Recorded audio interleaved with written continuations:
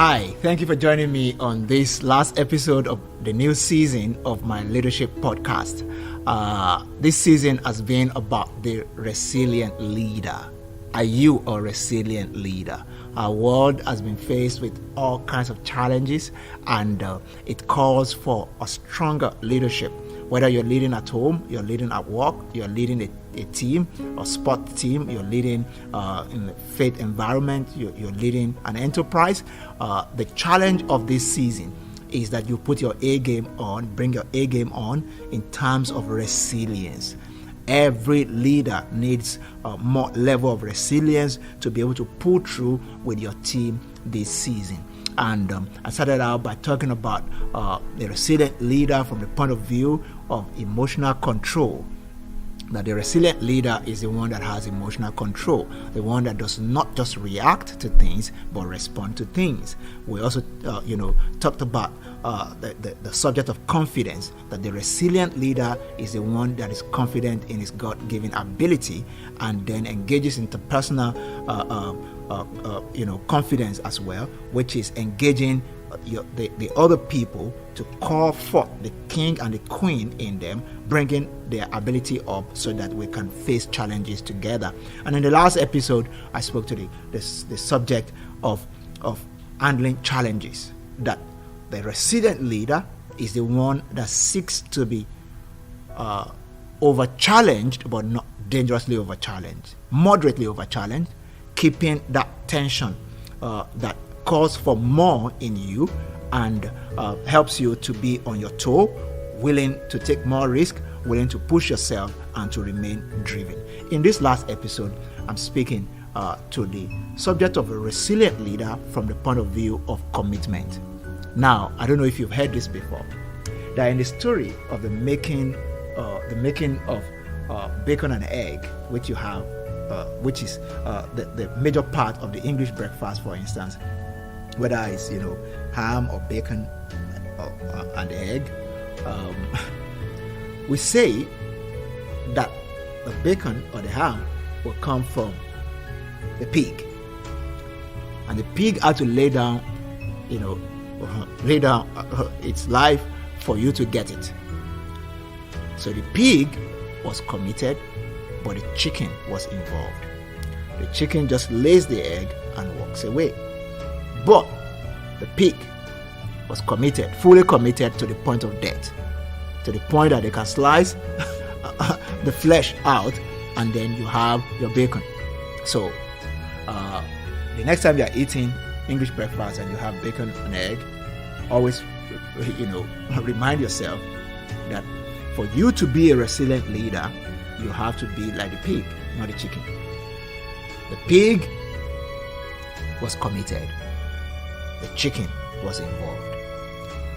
In changing times and in the face of adversity, and to be able to weather the storm as a leader and come out stronger on the other side, a resilient leader, therefore, is the kind of leader that is not just involved but committed. Yeah, not just involved but committed.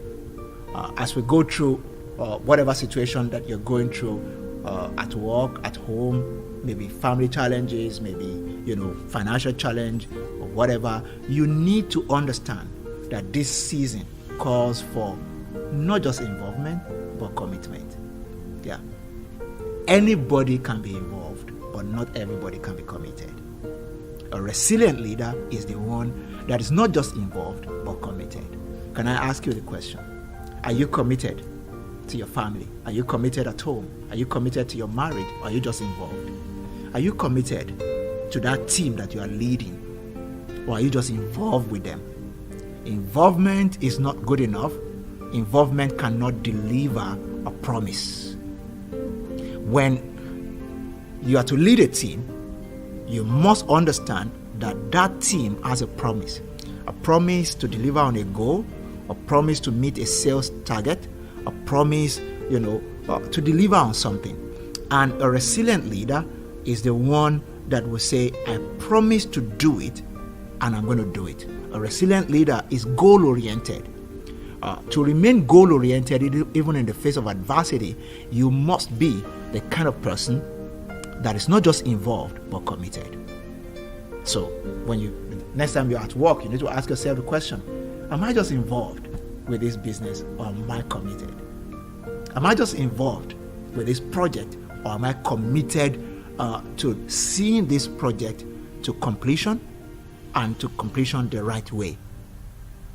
Many issues are coming up this season. Economic downturn, that means money and financial resources may not flow like before. People are sick because of the pandemic, and it means that human resource may not be in the level of supply that you used to have. But when you remain committed, there's a way that commitment amplifies your effort and helps you to be able to achieve the fullness of what you are set out to achieve. Commitment has a lot to do with keeping to my promise. I promise to do it, and I will deliver on my promise. A resilient leader is a promise keeper. A resilient leader is a promise keeper. The one that wants to deliver results, that is result oriented, that wants to achieve the goal that has been set before him or her and the team. So the mantra of a resilient leader is, I will do what it takes to keep my promise and hit my goal. I will do what it takes to keep my promise and hit my goal. That's the mantra of a resilient leader. A resilient leader is committed. A resilient leader borrows energy from tomorrow into today, and it's only a sense of commitment that can deliver that to you. I'll keep my promise. So even when I feel down, maybe emotionally, I still focus on how I'm going to fulfill my promise and achieve the goal that is set before me. So anything may happen ahead in your quest to achieve the goal. There may be a lockdown, there may be a shutdown, there may be industry challenges. Someone that you trust may no longer be interested in the project. All kinds of things may happen. The people that are supposed to supply you, your raw materials or financial resources may not keep their promise. But you, as a resilient leader, you have to focus on keeping your own promise and galvanizing your team to also focus on the goal, to be goal-oriented, to be committed, to be ready to sacrifice. Don't forget, the pig was committed because the pig sacrificed its life. The chicken was just involved because it was just an activity. It's not something to die for. A resilient leader is the one that is ready to lay down his or her life, if it comes to it, to aid the achievement of a goal. Can I encourage you, as I wrap up this last episode of this season, that it's time for you to keep hope alive as a leader. And it starts with you, because a leader is an influencer. And to be a resilient leader, you have to be a resilient person. A person who will not just cave in, who will not just give up, who will be willing to continue to sacrifice, such that as you go on, your story becomes the story of I'm still standing. I'm still standing. Despite everything that has happened, I'm still standing. I believe in this vision. I believe in the goal that I've set. I believe in the promise, that I've given, and I'm going to keep my promise. So please listen to this. Again, I'm going to say this. A resilient leader is a promise keeper. Keeps promises, whether at home, at work, in business, in the community, in any situation. A resilient leader is a promise keeper. And to be a promise keeper, you have to be committed, goal-oriented, and look away from the winds and the wave and the adversity, and keep telling yourself, I can do this. I'm committed to this. I keep my promise, and I walk through the storm. Now you need to understand this, that the times are changing, but we remain strong and we remain steadfast. So I hope that this season has been a blessing to you. If you're yet to listen or watch the previous episodes, I want to encourage you, get on the platform, watch, make sure you complete everything, and then you'll be able to say, I finished this season. And this season is about the making of a resilient leader in you.